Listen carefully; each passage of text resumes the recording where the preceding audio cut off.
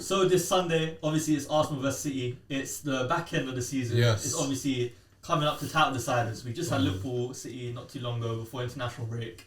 Going into international break, obviously there's a couple injuries here and there. Obviously Ederson's injured, Walker's injured. How do we see this playing out? This is a very important game for both teams. Is massive. Massive. If Arsenal win this game at the Etihad, I'm sorry, I'm putting my hands up. I think I give up at that point. But at the same time, if Arsenal lose, do you think their title hopes are over? Nah, not even. Because we're 2 points ahead of City. No, not even points wise, just more morale wise. The only thing I'll say about Arsenal is I think they have the hardest running out of all of us. You say about your point in terms of morale. There's no shame in going to City and losing, not winning. There's in terms of there's no shame, but as we talk when we do these podcasts, it's like when you're a big team, you have to walk away. You have to walk away with something. You're expecting a point now. Yeah, you can't. This season, you need a point. But what I will say on the flip side to that, I get the whole morale thing if they lose. Yeah. But say they win, this team's morale sky. But Arsenal, we know the morale could go down the gutter, bro. It happened last season. Another thing I want to say is we haven't lost against a big 6 team this season. Yeah, we haven't lost. So how are you feeling going into this? I'm confident. You're confident? Yeah. It's just the most confident you felt in a long time. I'm confident in terms of we will not lose. Yeah, I was going to say, not confident in terms of a win. Because a win. For us, a point is all we need. A win, yeah.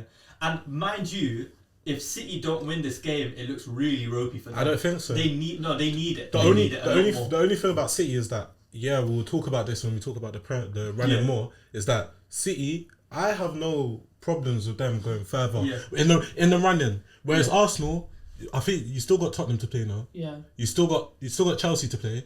Yes. And you can't categorically United to play as well. Chelsea at home. You can't categorically say that you're not gonna drop points. I'm not saying. Basically, I'm telling you this is a must-win game for City in terms of against Liverpool, because Liverpool are. Let's say we drop points. We're 3 points ahead of City right now, I think. And are we not both? Oh, we're 1 point ahead of City. Right? We're 1 point ahead of you, and we're 2 points ahead of City. No, we're on the same amount of points. You just got a higher goal difference. Oh, okay, then we're 2 points ahead of City, I believe.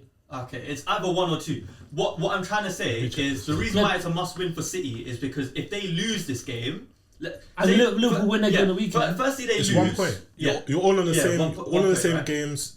Arsenal, Liverpool, I think it's 63, both got 64. 62. Oh, okay, cool. 64. Man City's got 63. It's literally 1 point. What I was trying to say is, say they lose at the Etihad. Firstly, it's a massive blow because they've lost to their title contenders. And I think the morale would just go down the gutter, bro. Maybe. With also, City, but also because I don't see it in the team. That we would have beat them 3 times this season. Yeah, which is mad. Okay, I'll give them that. But the thing is, Arsenal, everything is good now. You're smoking teams. This is the best football you've probably played. And also now, this is the first time we've had our full squad in back. a while. Yeah. But the thing is, it wasn't that long ago where Arsenal fans were complaining about the state of the football, which they were seeing. Of course, but there's been a turnaround, and it's been the back end of the season where because around New Year's when you lost to Liverpool and you lost to Fulham. We didn't lose to Liverpool. Oh, this year.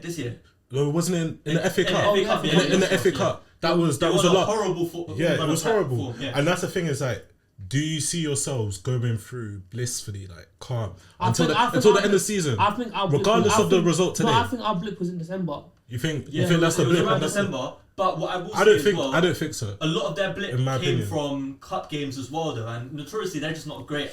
Arteta's not a great cup manager. We've gone over this. In the league, if you actually look at it, their form hasn't been horrible. I think they've had like a couple of losses in that period. But if they have another blip, say they lose today. Of course, not today. Say they lose on Sunday. Yeah. Then they go out to Bayern. Yeah. And then a couple other lost games. A lot of stuff have to happen for that. That's a lot of losing games. You never know. He's saying there's a possibility. It's a possibility, but I think that's the most realistic. No, it's not. Of your team dropping off compared to Man City and Liverpool. Yeah, but I only say that not because of how good everyone is. I only say it just because they've had the hardest running. Yeah. Spurs, Chelsea, United are really tough. Regardless of Chelsea, I think Chelsea at home we smoked them. Nah, I don't think so. I don't think so. I don't think so. Big 6 games, it's unpredictable, isn't it? It's very unpredictable. Chelsea have been this season. Sandeep, how many times have you seen Chelsea be bad against a top 6 team this season? Yes, we've lost. Against us, that was it. Yeah. In the final we lost. No, not even final. 4-2 at Stamford Bridge when we beat you lot 4-2. That was No, I'm talking this season. Yeah, that was the season, bro. Yeah. No, we drew. You lost 4-2. We drew at the start, first game of the season, Yeah. and we bagged you 4-2. And then you remember, then you said, "Oh yeah, we're gonna." Oh yeah, That's what yeah. But I erased that from my memory. But that's the only. You just got a point though. That's the only game. Yeah, that's the only game. Six back and actually And I'll say Manchester United. That's it. Oh yeah. I can't lie though. There's already questions of how Arsenal are on the latter stage of the season. So if you end up losing to City, it possibly could derail your whole end of the season. There already is that question. What I will say though, because I thought we've won 8 games on the bounce now in the Premier League, 9 games. Yeah. So say you've lost. Say this is a huge game. Say you've lost this game. But do you think you bounce back, or do you think it's? 100% we bounce back. You think you can bounce back? No, they'll bounce back for a top side. There's no doubt about that. But I'm saying the margins are so thin now where.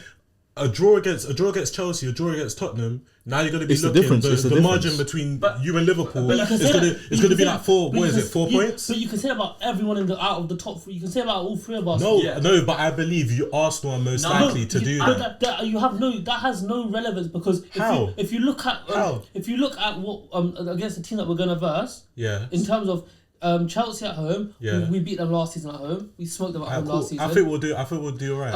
I thought we'll walk away. Tottenham you can't include. I understand. Yeah. And Manchester United. Wait, that's the second to last game of the season. And if Manchester United are on job, they could potentially be fighting for top 4 as well. Potentially.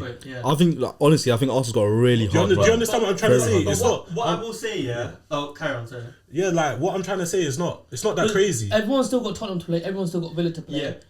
I was going to say this, in terms of you still got City to play. In terms of if they drop off, I can see most likely if any team was to drop off, it's them. But post this City Etihad game, I think all 3 of us are prone to dropping points at least one more time for the rest of the season. I think all 3 of us will. It's going to happen. No one's going to go on an invincible win streak. I don't think it will happen. None of the teams are that good. But for City, I think if they drop points at the Etihad come this Sunday, or God forbid, hopefully, actually, they lose, it's real trouble for them because their running is obviously a tiny bit easier than Arsenal's, but it's still pretty difficult. And not only that, they'll then be 4 points behind Arsenal and Liverpool. Obviously, hopefully Liverpool win this weekend. It will be 4 point gap. Who do Liverpool have? We've got Brighton. Okay. But a 4 point gap is so much different to a 3 point gap because that obviously means Arsenal and Liverpool both have to drop points in two other games during the run-in for City to catch up, which is obviously a lot different compared to one game. On top of that, when you look at City coming to, let's say, Tottenham as well in the run-in, they're playing Tottenham away. I don't think they've scored a Premier League goal against Tottenham away since they've had a new stadium. Yeah, it's horror for them. So I wouldn't be surprised if, say, City lose to Arsenal. I don't think they will. Let's say they do lose at Etihad this Sunday. I think they're out of the title race at that point because I don't know. I don't think you can ever write City off. The difference between this season and last season and then the season where they were chasing us is before they were chasing one team. Now they need to hope that both those teams that they're chasing drop points twice in two games in the running for the season. I don't know. I think they're riding on. To be honest, I think if Arsenal drop points, it's a lot worse for them. Just judging by the fact that last season historically. Towards the latter stages of the season, it's very difficult for them to catch up. It's just historically of the teams. But that's obviously you have to base it on what's happened last season. But objectively speaking, of course, both teams they'll be. But I think for City, even if they do drop points against Arsenal, I think they've got that mental resolve within them to bounce back. Look, they've got fresh of a treble. They need that kind of like adversity for them to push on. Who do you think are going to be the guys to stand out in this game?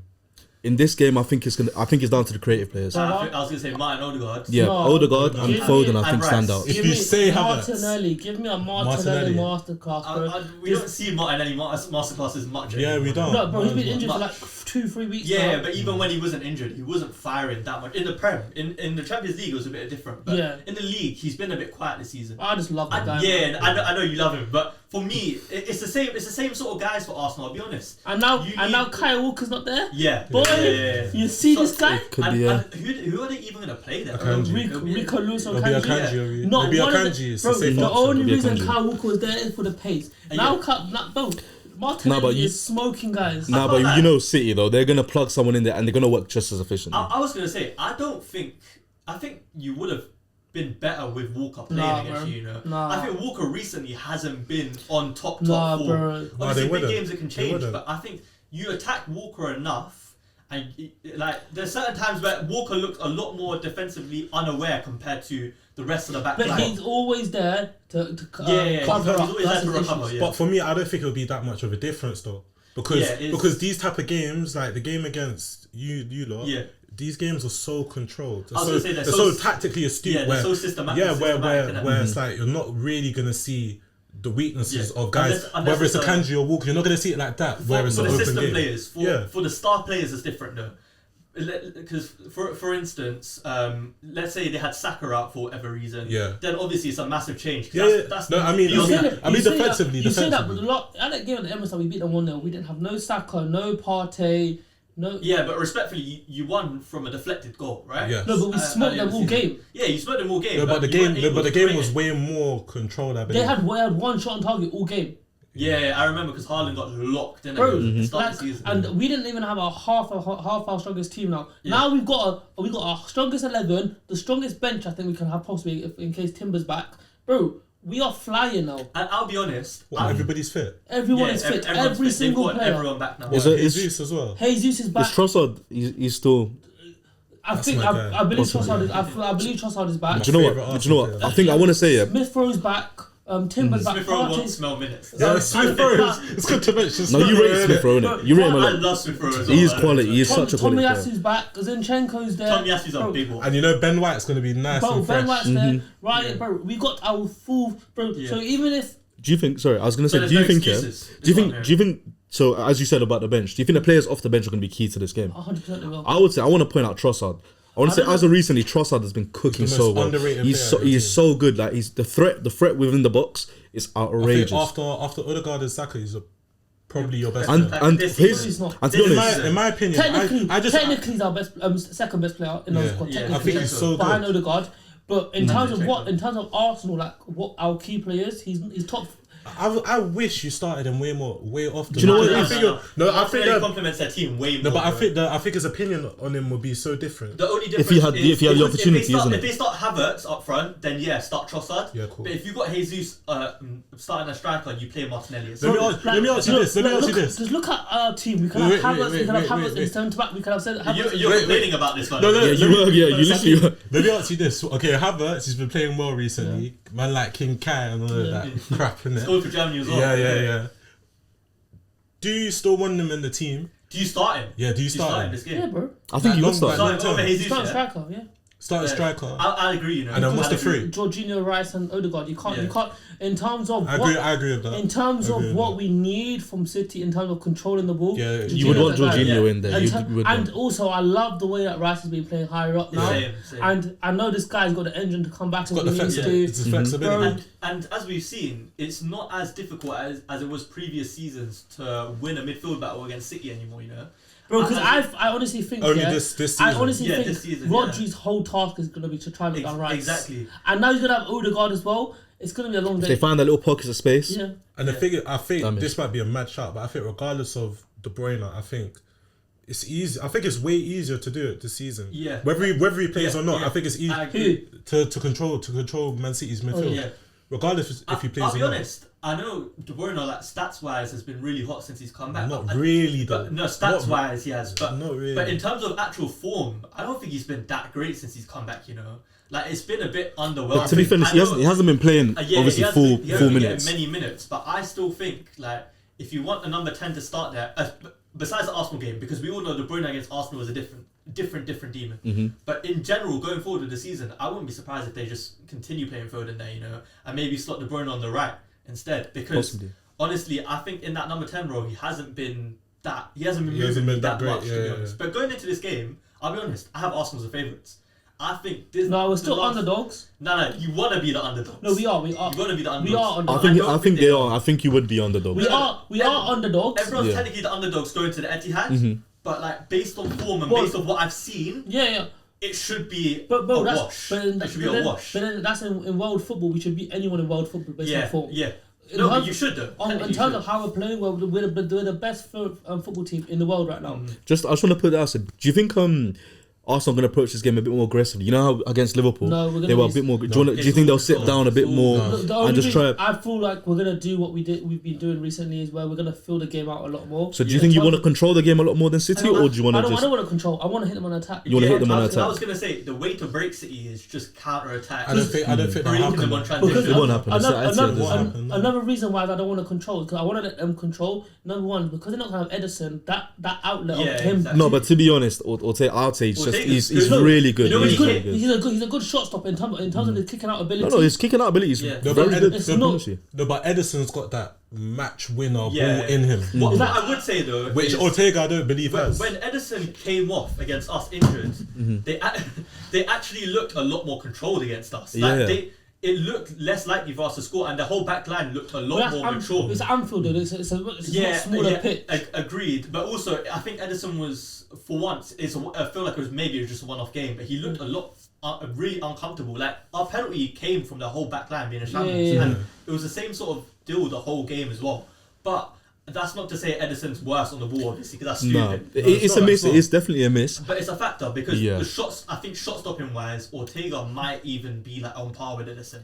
So shot stopping wise, I don't think Edison's that great. I don't. Yeah, everybody says that. Yeah, he's still a great keeper. No, he's a great keeper. That's why I said maybe on par. Yeah, just because Alisson is way better than him. Yeah. It's not to do with Alisson. Boys, just on that, who do you think the key difference makers are going to be in this game? Martin Odegaard for me. Do you think Odegaard? Yeah, I think they're a wizard, man. I think if anyone's going to create something to break the lines against City, it's Odegaard. Or to I think Odegaard's going to have a quiet game, transition. I think it'll be Odegaard. So you think Odegaard? If you think Odegaard's going to have a quiet game, who do you think's going to step up for you guys? Or in just overall? Just overall for that game. It's going to be Rice. It's going to be Rice. Rice is a given though. I think he turns up every game. Bro, this guy is an animal. But I thought... No, he is. I honestly think, we know we did that thing. I honestly think he deserves P of the year. Big man thing. This guy is... If they win the league, I'll give it to him. Yeah. He's an animal. All over the pitch, work rate. He's disgusting. The only thing is though, I think if Rice has a bad game, I think it's not as bad as if Odegaard has a bad game. No, it's worse. No. Odegaard's allowed to ghost in games like this. No. I don't. If Rice, he's not allowed, he'll get away with it. Yeah, hear me out. If Rice ghosts in any Arsenal game, you'll notice it because he literally holds that entire. Because you'll see the transitions, isn't it? Every single transition he'll get past. Yeah, I understand that, but I feel for Arsenal's attack, when Odegaard has a bad game. I don't know. It's not that. No, but you're right. No, but he's right. The sole reason being is we can change it so that we can change our team so that we can change the way we play in terms of putting Kai there and putting Jesus up front. But that's true. Bringing Jesus back in terms of what Rice brings. There's not even in our team. There's not a guy in world that can do what Rice does. I agree with Tinder. Rodri can't do what Rice does in terms of going up and down. It's different. I still have Rodri as the I believe he can. No, Rodri's the best deep lying midfielder. Yes, the best midfielder. Progressive and defensive is Rice. No one can do what Rice does, where he gets into the box and gets back. It's a hybrid of box to box and DM. If anything, he's the closest we've seen to Kante. Since Kante was in the Prem. No. In the role that where it's blurred between a DM and a box. I'll say... Because the way Kante used to progress the ball... No, it's not the same. It's not the same. It is. It's I very feel like similar, Rice is way more methodical in which he plays. Kante is just more... He's way more explosive. No, yeah, of course. He uses... They're different styles. No, different styles, but they do the same thing. Positionally, yes. But in terms of their styles, it's different. Rice can bring the ball forward like Camavinga, but can also defend like Rodri. Yeah. That's how I see it. But not defend to the degree. But let's go that. DK, you were saying you agree with me with Odegaard. No, I agree with Odegaard because if Odegaard goes missing here, you can see because he's that creative outlet. He's the guy that links the play. Your attack gets nullified. It gets nullified. He's the one that links the play. Look how we scored against Man City earlier in the game. Early in the year, it was a ball for Partey. Havertz just brought it down. Martinelli scored. Bro, that's what I'm trying to say. We have options in terms of where we can attack based on the profile of players we have. What I will say not always though. Because it's going to be a lot harder to be doing it in these intricate passes to City in terms of the way that they're set up. It's very hard to do that. Because they're playing City at the Etihad as well, mostly you're just looking for the defensive players to do their jobs. Like if you want someone to really turn up that game, to at least get a result, you need like a Saliba to turn up. But that's guaranteed though. Saliba guaranteed. That's guaranteed. I'd rather counter-attack them. And if you're going to counter-attack them, you have to play the ball in the defensive third and let it go. But it won't be a counter-attack. It won't. the game won't be like that. Bro, you know why I said transition. You know why I said it has to be, because that's why I said I want to relax in the first stages. Because if City don't go and get that early goal, get the early chances, they're gonna start getting rattled and nervous. And when they start getting edgy, they start making mistakes, and you're more prone to making mistakes. And then you just hit them, and bro, that's what I'm saying. You have to be smart. Makes it sound so easy, though, isn't it? Oh yeah, literally, it's like just hit them on the. No, but I feel you know what I mean? Because even if you do that one time and you scare them, they're gonna be a lot more reluctant to come again. Okay, then the other thing as well. Who's the important player for Man City? For Man City, I think it's clear. Bro, for me, every Arsenal fixture, the main man you look towards is KDB. Definitely. I honestly think we it's can't look Haaland. at KDB like that. It's Haaland. For a fact, it's Haaland. I've seen KDB break down this team single-handedly. Year after year, game after game. The only reason why I wouldn't say that is because he's not getting that much minutes now, and he's come back good, but he's not great. It's either Foden, it's Foden or Haaland. The reason why I say Haaland is, bro, he hasn't been banging recently. Yeah. He needs to hit form now. City are relying on him to hit form. You know what? He needs the same performance he put in against you last season. The reason why I say Haaland hold-up play is like because complete number 9 performance. I feel like he's going to come into scrutiny where he has to make something out of nothing now. He can't keep relying on other people to feed him chances, he needs to show that he can make something out of nothing. Whether it's a long shot out of nowhere. He ain't doing that though. Because this season, regardless of his goal count, like this season, people have given him scrutiny. You've seen Haaland get locked up too many times. Rightfully so, given the standards we have of him. Yeah. Because but we've seen it a few times. If you treat him like a normal striker, everyone would say it's a world class. Like, remember the Manchester United game? Yes, agreed. He did score the last goal, but I was just basically a gift, isn't it? It's a gift. It was a horrible performance. But if you're expecting Haaland to kind of step up, I don't think this is the. I mean, against Saliba and Gabriel, you got two of the toughest defenders. If you want him to elevate his game, we're talking about arguably the best striker in world football. Definitely. The best defense. He should. Look, I'm trying to say, like, back in the day, this is where Aguero steps up. These are the moments where you pay your striker the money that they get paid for the big moments. But we're not going to be surprised if he does turn up. If Haaland turns up, we're not going to be surprised. But I'm trying to say, this is the moment where Haaland has to show, like, he can do it in the big moments. Because right now, like, we've seen him score goals, but in terms of the back... It's this season. It hasn't quite clicked for him. But this is at the back end of the season. Bro, it's the last international. We're in the final 10 games. I think but we know that he's got the ability to do that. We know that, but the past 4 games, he hasn't put in a good performance, not once. Champions League or Premier League. And mind you, not even just the last 4 games. If you just look at the entire season as a whole, there's a good probably 10, 11 games you can list off the top of your head. If you go through. Where the performances were horrible, but he bags. Yeah. But that's his whole game. There you go. He bags. Do you know what? It has to be an important goal. Look, I'm looking for match winners, I'm looking for equalisers. Look, on that point, I think this game is made up of moments, big moments, and I think the creative players are going to be key to that. You've got Foden, Odegaard, cool, they're going to be there, but the strikers, I think Havertz, Haaland, I think it comes off a big moment, and I think Haaland's more than capable of actually taking that and actually delivering that moment. Recently, we've seen even against you lot, there was a few misses he made. But I think he's got that with him. He's got the ability to do that. Big moments rely on other people's moment of magic, and he just has to turn it in. He does nothing in terms of creating a crazy goal. I've been saying this. Look, we said that. the wrong word to use. Because it's not like he doesn't get in the right position. No, positioning is world class. His positioning is world class. I agree, but for someone to find it, it's harder for him to finish his chance. Oh yeah, it's rare. Exactly. Look. That being said, would you not be surprised if it turns into the Haaland game? If we see Haaland dominate, would you be surprised? What makes you surprised? We know that he's capable. I genuinely believe our defenders will lock him off. Yeah, it's a possibility. It's obviously, especially if they score, it'll come from the midfield. You know, it won't come from Haaland. I don't think this game.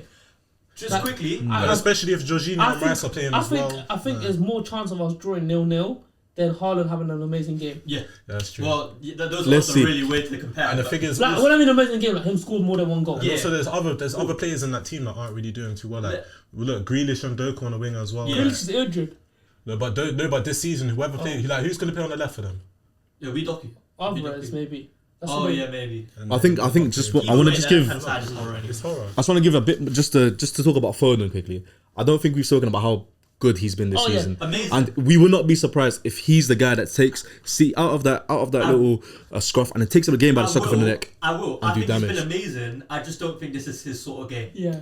I disagree. I think he's turned up in big games. No, he's turned up in big games, but those are different big games compared to playing against Arsenal. Every other Big Six club in the league currently plays completely different to how City and Arsenal play, where it's a lot more controlled football, which is where Foden sort of reigns supreme against these teams where either maybe a low block or trying to hit him on a counter. When he has space, he is amazing.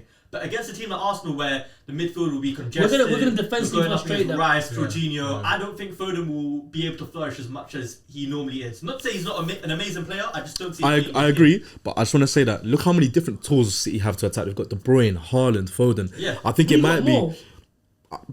You've got. Would you say you got more? You got. I wouldn't say you have more. I'll say quality wise, City are clear. Yeah, and you know this. We can't compete with. They got more. They got more with less ability. They got more with less ability. We got Havertz, Saka, Martinelli, Jesus, Odegaard. So you've got a versatile of different players, but not the same damage though. I feel like, but the thing is, Man City's players, Haaland and De Bruyne, you wouldn't be surprised if they go missing for this game.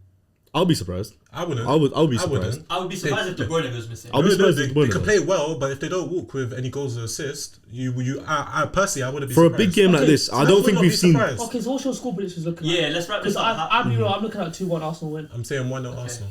Interesting.